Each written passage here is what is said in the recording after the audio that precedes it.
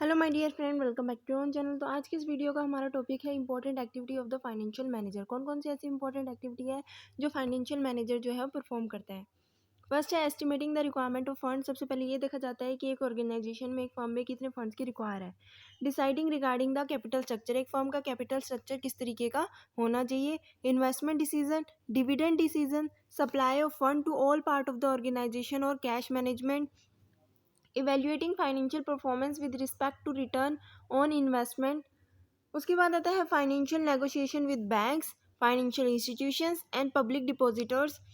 Keeping touch with stock exchange and maximising both the return on ordinary shares and the total wealth of the company. तो ये कुछ activity है जो हमारा जो फाइनेंशियल मैनेजर है वो परफॉर्म करता है। पहले यही है कि ये देखता है कि ऑर्गेनाइजेशन में फ़ंड की कितनी रिक्वायरमेंट है।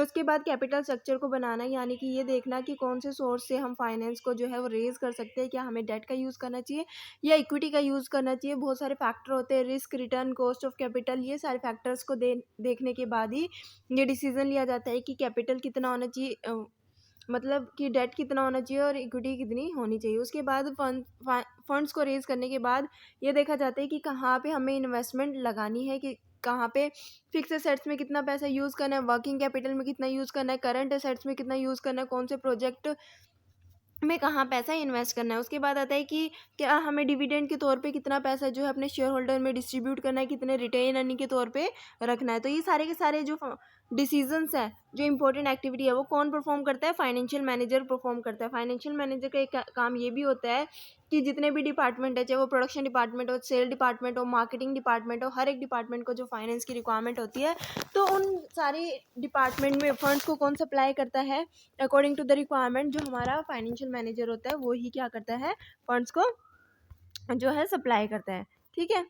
उसके बाद आता है हमारा evaluating financial performance with respect to return on investment, की फाइनेंशियल किस तरीके से एक ऑर्गेनाइजेशन परफॉर्म कर रही है, जहाँ पे पैसा इन्वेस्ट कर रहे हैं या फिर करने की सोच रहे हैं, वहाँ से कितना रिटर्न आएगा।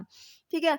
फाइनेंशियल नेगोशिएशन करना बैंक के साथ, फाइनेंशियल इंस्टीट्यूटर के साथ या पब्लिक डिपॉजिटर के साथ, यानी कि ऐसे सोर्स से फंड्स को रेज करना जहाँ से कम जो है वो कॉस्ट आए, कैपिटल पे कॉस्ट जो है वो कम हो। स्टॉक एक्सचेंज के साथ टच में रहना। ठीक है। Maximising both the return on ordinary shares and the total wealth of the company.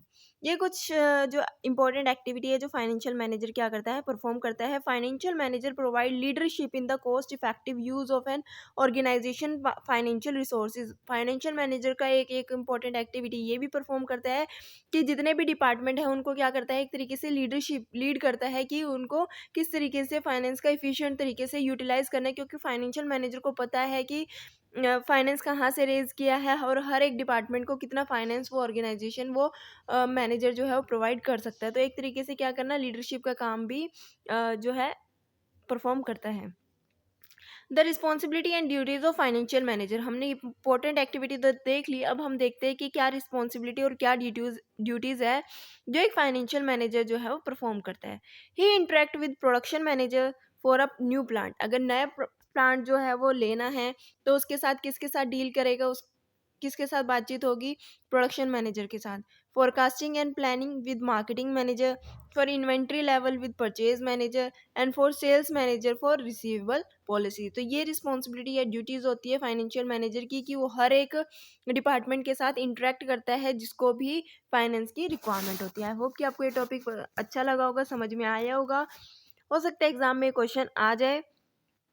तो वीडियो अच्छी लगी तो लाइक शेयर सब्सक्राइब करना मत भूलना। Thanks for watching.